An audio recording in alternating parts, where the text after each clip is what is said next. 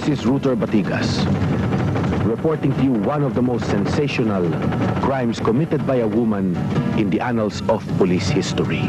Ang true story ni Isabel Aquino ay hinugot mula sa police files at binigyang kulay through cinematic license. Si Isabel Aquino ay isang biktima. Bago pa lamang siya makulong hanggang sa loob ng kanyang selda. Dahil buhay pa rin siya, lagi niyang sinisigaw ng isang bagay. I want to live. The biography of Isabel Aquino is very simple. Isa siyang pangkaraniwang babae na nagbuhat sa isang mahirap na pamilya. Hindi ako nagsisisi. Kung kailangan pumatay uli ako para maipagtanggol ko kayo, gagawin ko. Pero ang buhay ni Isabel Aquino ay talagang malapit sa krimen. Sex and violence ang bumabalot sa kanya. Tulad ng maging waitress siya sa isang restaurant. Mismo ang nobyo ni Isabel ay may kaugnayan sa krimen, isang TV news reporter. From a distance, we all have love, and no one is in need. And there are no guns. Kailangan kita. Siguro di talaga tayo magkapalan. Maging sa bahay niya ay naroon pa rin ang tukso. No. Masama ang tama ng kanyang tiyuhin. Bastos! Tawa na! Tutulungan niyo ako, ha? Tawa na! Ba't nakikalam ko dito?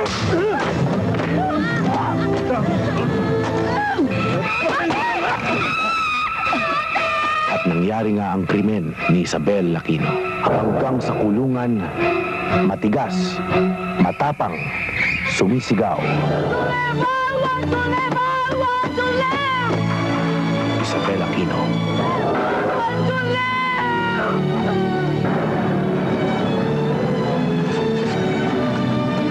Tumakas nga ng bilangguan si Isabel. Maris, mama ka sa akin. Yes, sir. Pero sa sindikato naman siya bumagsak. Matindi ang may hawak ng sindikato. Isang matrona. Sayang ang katawan mo kung hindi mo gagamitin habang bata ka.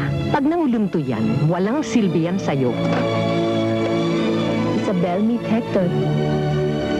At isang young syndicate lord. Gwapo kaya sex ang instrumentong gamit niya.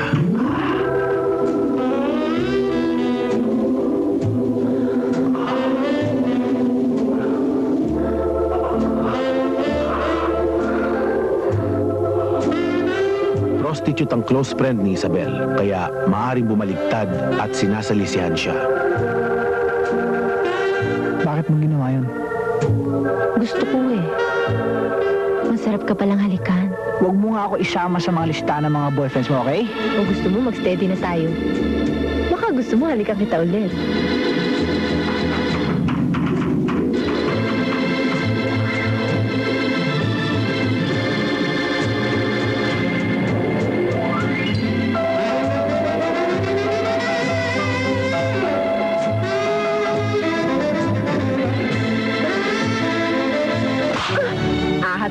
Isa kang ng tunay na kaibigan, Laura. Minamahal mo pati yung mga mahal ko. Pinakamatinding kaso ni Isabel, ang kanyang batang kapatid, isang recruit for white slavery.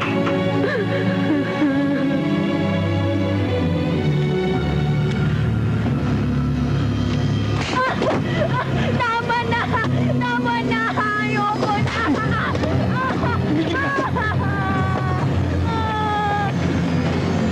Ayoko!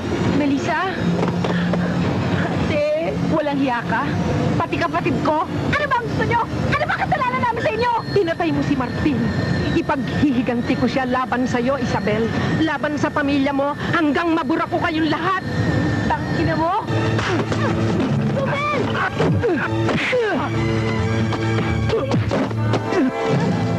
May halikan mo ako. Dali! Yung masarap, ha? Baka dumating na sila.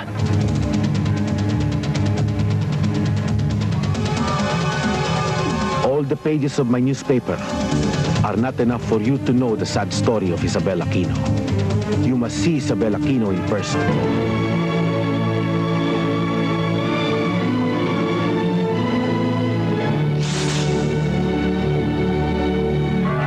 Isabel Aquino.